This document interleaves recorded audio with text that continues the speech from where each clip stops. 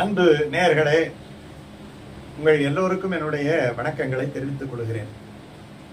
ஒரு பிரச்சனை எப்படி எதிர்கொள்வது? பிரச்சனை என்பது சொல்லிக்கிட்டு வரும், சொல்லாமலும் வரும். அந்த பிரச்சனையை எதிர்கொள்வது ஒவ்வொருத்தவங்க ஒவ்வொரு மாதிரி ஹேண்டில் பண்ணுவாங்க. சில பேர் பார்த்தீங்கன்னா அந்த பிரச்சனையின் அளவு என்னவோ அந்த பிரச்சனையை எதிர்கொள்ளும் போது அதனுடைய எஃபெக்ட் இருக்குது இல்லையா, அதை 2 மடங்கு 3 மடங்கு ஆக்கி விட்டுருவாங்க. ஒரு சாதாரண ஒரு சின்ன சண்டையா இருக்கும், அந்த சண்டையை ரொம்ப நாசுக்கா தீக்கலாம். ஆனா பாத்தீங்கன்னா இவங்க சில பேர் அதை ரொம்ப மோசமான முறையில அதை கையாண்டு தீராத பகையாக உண்டாக்கி விடுவார்கள். தீராத பகையாக உண்டாக்கி விடுவார்கள். சின்ன சண்டை, ஒரு சாதாரணமா பாத்தீங்கன்னா ஒரு கிராமத்திலேயே ஒரு பையனை இன்னொரு பையன் அடிச்சிடறான்னா 2 பேரையும் கூப்பிட்டு வச்சு விசாரிச்சு யாரு என்ன ஏதுன்னு சொல்லி சரி போங்கடா அப்படின்ட்டு விட்டுடலாம். இது சாதாரணமா செய்யறவங்க, அதுக்கு தகுந்த மாதிரியா அந்த பேரண்ட்ஸுங்க தயார் நிலையில இருப்பாங்க. ஆனா இப்ப அப்படி கிடையாது. இப்ப ஒரு சின்ன சண்டையா இருந்தா எப்பன்னு காத்திருந்து அந்த சண்டையை எவ்வளவு பெருசா ஆக்கலாமோ ஆக்குகின்றவர்கள் எல்லாம் இருக்கிறார்கள் இல்லையா? ஒன்றும் இல்லைங்க, ஒருத்தவர் கடன் கொடுத்தாரு, கடன் கொடுத்தவர் போய் கேட்டாரு, வாங்கினவர்கிட்ட போய் கேட்டாரு, ஐயா கடனை கொடுக்க கூடாதா அப்படின்னுட்டு. இவர் சால் ஜாப் சொன்னார். உடனே இவருக்கு என்னமோ தெரியல, இன்னைக்கு நேரம் சரியில்லை, இப்படியே சொல்லிட்டு இருந்தா என்னையா, இப்போ நீ குடுக்காட்டி போனா அப்புறம் தெரியும் சேதி அப்படின்னுட்டு வாயை தவறி ஒரு வார்த்தை. இது என்ன பெரிய வார்த்தையாது. ஆனா அவர் உள்ள இருக்கிறவர் பார்த்தீங்கன்னா இதுக்குன்னே காத்துக்கிட்டு இருந்தவர் போல அவ்வளவுதான் ஆவேசம் வந்துருச்சு அவருக்கு. நான் கடன் கொடுக்குறேன்னு சொன்னேன், கடன் கொடுக்காட்டி தெரியும் சேதியானா என்ன பண்ணிடுவே நீ? என்ன பண்ணுவ நீ? கொலை பண்ணிடுவியா? பண்ணு பார்ப்போம் கொலைய, ஒன்னால முடிஞ்சதை பண்ணு பார்ப்போம். அவ்வளவுதான் பிடிச்சுக்கிட்டார். இவரு இப்ப கடன் கொடுத்ததோ கடன் வாங்கினதோ எல்லாம் போயிடுச்சு. இப்ப எது தெரியுமா பெரிய பிரச்சனையா இருக்கு? நீ எப்படி அந்த வார்த்தையை சொல்லலாம்? கடன் கொடுக்காட்டி உண்டு இல்லைன்னு செஞ்சுடுவேன்னுட்டு எப்படி சொல்லலாம்? இவரா சேர்த்துக்கிட்டு அது பெரிய பஞ்சாயத்து. இந்த பக்கம் ஒரு 50 பேர், அந்த பக்கம் 50 பேர், உன் கடனே வேணாம் போய் அப்படின்னு சொல்ற அளவுக்கு கொண்டு விட்டுட்டாங்க. இது பாத்தீங்கன்னா நம்ம ஹேண்டில் பண்ற விதம். பெரும்பாலும் பாத்தீங்கன்னா சின்ன பிரச்சனையை பெரிய பிரச்சனையை ஆக்கி அதனுடைய விளைவுகளை 100 ரூபாவோட போக வேண்டிய சமாச்சாரத்தை கோர்ட்டு கேஸ்ன்னுட்டு எவ்வளோ ரூபாய் செலவழிக்கிறவங்க இருக்கிறாங்க. இது ஒரு பக்கம் இருக்கு. இன்னொரு பக்கம் பெரிய பிரச்சனையை ஒண்ணுமில்லாத பிரச்சனையை ஆக்கி அப்படியே நைஸா செட்டில் பண்றவங்களும் இருக்கிறாங்க. அப்போ அது நம்முடைய மனோபாவத்தையும் அதை எதிர்கொள்ள வேண்டிய ஒரு நிலையையும் பொறுமையையும் தான் இதுல முக்கியம். ரொம்ப பொறுமை. இப்ப எனக்கு சமீபத்தில் பாத்தீங்கன்னா ஒரு அற்புதமான வாட்ஸ்அப் செய்தி. சிலது பாத்தீங்கன்னா ரொம்ப திராபையா இருக்கும். நமக்கு இது ஒரு சின்ன செய்தியை சொல்லுது.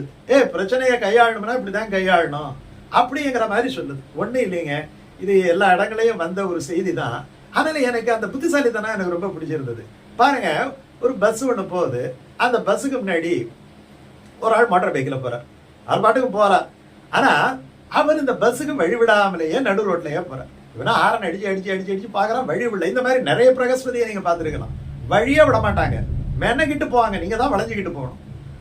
அப்படிப்பட்ட ஒரு அரோகண்ட் அப்படின்னு சொல்லக்கூடியவர்கள் எல்லாம் இருக்கிறார்கள். அவர்கள் நல்ல நிலையிலும் இருப்பார்கள். ஏதாவது ஒன்று கிடக்க ஒன்று சாப்பிட்டுட்டு கூட அவங்க அந்த மாதிரி நடந்துக்கலாம். அது எப்படியாவது போட்டோம். இவர் போறார், கையை காட்டிக்கிட்டே போறார். நீ என்ன மிந்துட்டு போயிடுவியா? வா பாத்துக்கிறேன்ட்டு இவர் என்னென்னமோ பண்ணி பாக்குற. சில டிரைவர்கள் எல்லாம் பாத்தீங்கன்னா ஒரு அழுத்தி அப்படியே தட்டி விட்டுட்டு போயிட்டே இருப்பாங்க, ஆவறது ஆகட்டும்னுட்டு. ஆனா பாருங்க, அந்த கண்டக்டர் அப்படியே முன்னாடி இருக்கிற அந்த கண்ணாடி வழியாக அவர் கையை காட்டுறதும் அவர் சவால் விடுறதும் அவ்வளவு செல்போன்ல பதிவு பண்ணி, இன்னைக்குதான் சோசியல் மீடியா அப்படி யூஸ் ஆகுது பாருங்க. அதை அப்படியே கொண்டு போய் ஒரு சோசியல் மீடியாவில் போட்டு விட்டவொடனே வழிவிடாமல் போகக்கூடியவர் அப்படிங்கிற மாதிரி அது 5 நிமிஷத்துல நம்மளால தான் தள்ளிக்கிட்டே இருக்கிறாங்களே. பார்த்தவொடனே மொத்தவங்க 100 பேர் 1000 பேர் 1,00,000 பேர் ஷேர் பண்ணி அது வைரலாக போயிடுச்சு. போனவொடனே அது லோக்கல் போலீஸுக்கும் அது போயிடுச்சு.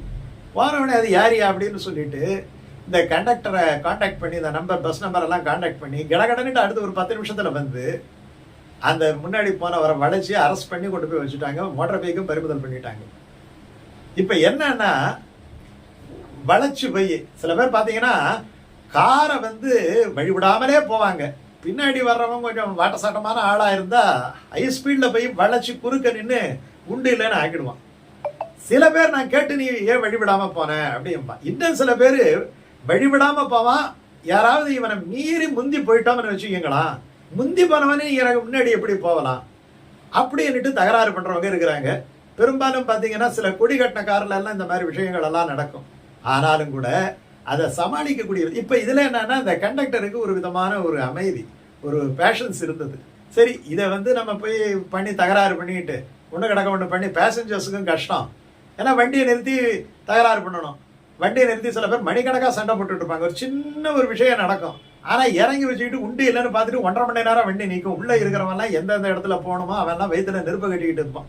எப்படா இவங்க பஞ்சாயத்து தீர்றது, எப்படா நம்ம போகிறதுன்னு. சில பேர் நைஸாக வாங்கின டிக்கெட் வேணான்னு சொல்லிட்டு அடுத்த பஸ் வந்தால் ஸ்டாண்டிங்லேயாவது போகிறதெல்லாம் உண்டு. இதெல்லாம் நம்ம விஷயத்தில் நடக்குது.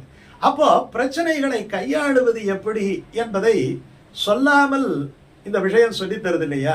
இது நமக்கு ஒரு சின்னதா ஒரு டைரியில ஒரு நிகழ்ச்சி, ஒரு ஒரு ஒரு மார்க் பண்ற மாதிரி இருக்கு. அப்பா, பிரச்சனை பற்றி பதட்டப்படாதே, வழியை யோசனை பண்ணிப்பாரு. எது ரொம்ப சுமூகமான முறையில தீர்த்து கொள்ள வேண்டுமோ அந்த முறையை நீ கையாளு. அதற்கான எல்லா விஷயங்களும் உன்னிடத்திலே இருக்கின்றன. இவர்கிட்ட ஒரு கேமரா இருக்கு, எடுத்தாரு, பிடிச்சாரு, லைவா போட்டு விட்டாரு, இது வைரலா போயிடுச்சு இல்லையா? இல்லாட்டி பண்ண அப்போ நமக்கு எல்லா விஷயங்களும் நம்ம கையில ஏதோ ஒண்ணு இருக்கு, அதை சால்வ் பண்ணக்கூடிய விஷயங்கள் இருக்கு. அதை அந்த நேரத்தில் பதட்டமா இருக்கும் பொழுது நம்ம அதை யோசனை பண்ணி பார்க்கறது இல்லை. பதட்டம் இல்லாமல் யோசனை பண்ணா பெரும்பாலும் பிரச்சனைகள் வருவது இல்லை. அப்படி வந்தாலும் அது தீருகின்ற வழியும் அந்த பிரச்சனைக்குள்ளேயே இருக்கும். ஏனென்றால் ரொம்ப அழகான முறையில் ஒரு பொன்மொழி ஆட்டம் ஒன்று பண்ணியிருந்தாங்க. என்ன பொன்மொழின்னா, எந்த பூட்டுக்களுமே சாவி இல்லாமல் செய்வதில்லை, எந்த பூட்டுக்களுமே சாவி இல்லாமல் செய்வதில்லை, எந்த பிரச்சனைகளுமே தீர்வு இல்லாமல் இருப்பதில்லை. அந்த தீர்வு தான். சில பேர் சாவியை பையில வச்சுக்கிட்டே ஊரெல்லாம் தேடுவாங்க இல்லையா? அந்த மாதிரி தீர்வு கையில வச்சுக்கிட்டே தேடுறவங்க எல்லாம் உண்டு. இது நமக்கு வாழ்க்கை சொல்லித் தருகின்ற ஒரு முக்கியமான பாடம்.